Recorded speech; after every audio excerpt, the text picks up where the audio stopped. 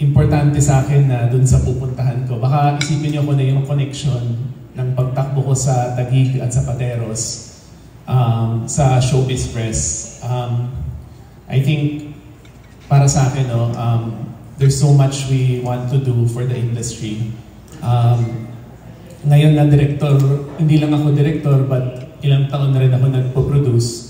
Parang mas malalim na rin yung pagkaintindi ko sa industriya. And I think working closely with sina Miss Rosel sa Producers Guild, handling our own productions, seeing that there's so much that we can do pa. And in the last few years, getting more involved sa pagpapalabas ng mga pelikula at mga series ng Pilipino sa ibang bansa.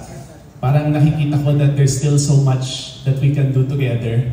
And yun lang po, bagamat ang tumatakbo ko para maging kinatawan ng Taguig at Pateros, I just wanted all of you to know here that ako yung magiging kinatawan nyo rin, because hindi ko matatanggal sa akin yung puso ng isang taong mula sa production, yung puso ng isang taong nagmamahal sa industriya. And I also believe that the jobs, the revenue, the inspiration that our movies, our series, the entertainment sector brings will benefit the people of Taguig and Pateros, Metro Manila at yung buong Pilipinas. So yun lang po, I don't want you to feel disassociated with my run.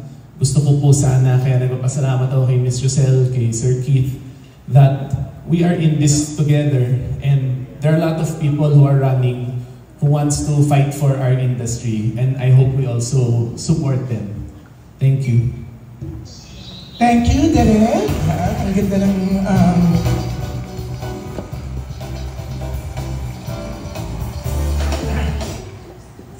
papatanggal ko music kasi hindi mapapalabas o may strike po. Okay. Yes, yan. Siyempre, Derek, ang ganda ng opening remark mo, ng dialogue mo, no? Lahat ng ako din nandito, no? Talagang priority namin, inuna ka talaga namin, oo. Although, ang daming kasabay, syempre, kailangan una ka dahil, syempre, mahal na mahal ka ng entertainment press, mahal ka ni Miss Rosel, mahal namin, syempre, ang Regal din. Pero eto, sisimulan na natin ang Q&A, yan.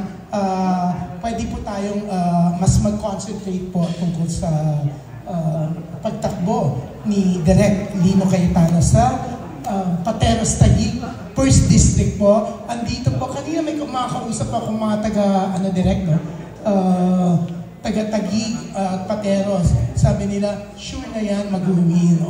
Ganun kakamahal ng mga dating pinaglingkuran mo bilang mayor, di ba? Nabitin sila that time. Gusto naman nila, pagbalik mo, congressman ka naman nila, maglingkod ka ulit sa kanila. Pero eto, first question coming from Miss